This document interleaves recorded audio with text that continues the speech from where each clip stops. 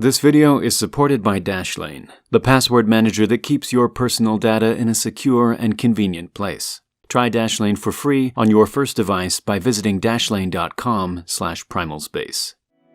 In November 1998, the first module of the International Space Station was launched into orbit. Over the last 2 decades, it's been home to hundreds of astronauts from 19 different countries. This enormous collaboration between different nations shows just how much can be achieved when the world comes together. However, not every nation is allowed to take part in the ISS program. China has never taken part in the program, and since 2011, they were officially banned from doing so.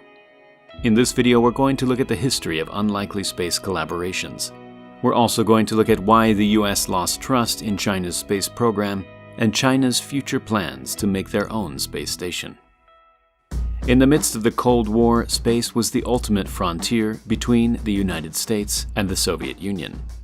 After political tensions fueled the advancements in rocket technology, the space race eventually came to a conclusion when Apollo 11 successfully landed on the moon.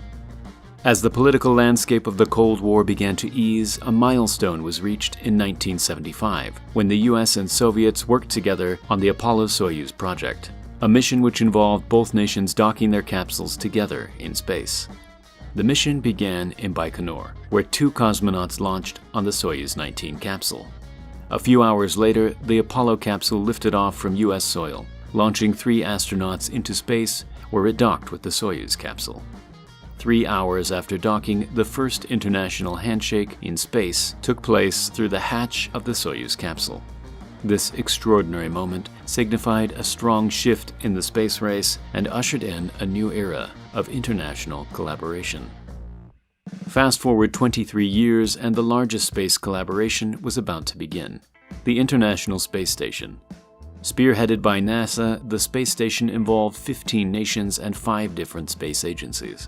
Besides the technical challenges of developing and launching an entire space station, getting all of these countries to work together required an extreme amount of trust. At first, NASA were concerned that Russia would use the opportunity to transfer advanced technology for their own military use. But after the Columbia disaster grounded the space shuttle, NASA had no choice but to rely on Russia to transport astronauts to and from the space station. Despite the worldwide collaboration required to build the ISS, China was one of the largest countries not invited to join the International Space Station.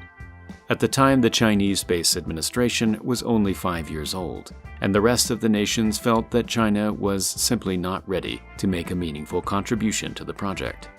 So China plowed forward with their own space program, and in 2003 became the only nation other than the US and Russia to launch a human into space.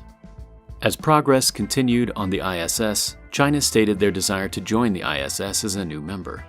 However, legislation introduced by US Congress in 2011 eliminated the possibility of China joining the ISS. In this legislation, a provision known as the Wolf Amendment was passed to forbid NASA and US companies from sharing technological advancements with the Chinese government.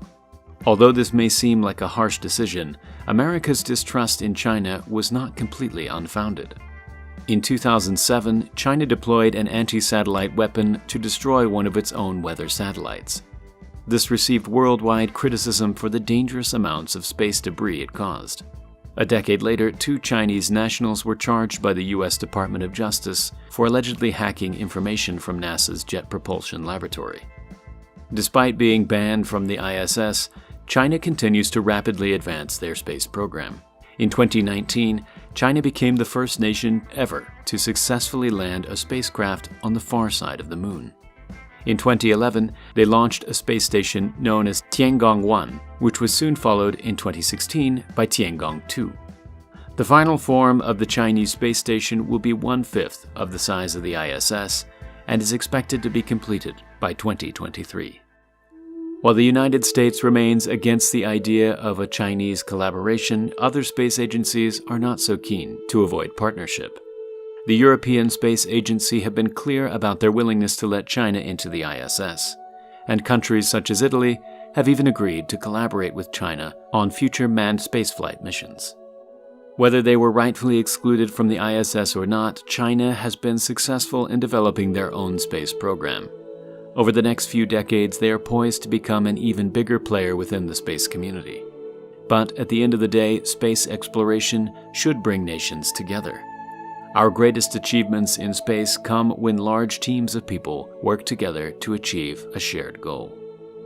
Thanks to Dashlane for supporting this episode of Primal Space. Dashlane is the best way to manage and remember all of your passwords, personal data, and payment information, so you don't have to. When you sign up for Dashlane, you choose a master password which will never leave your device.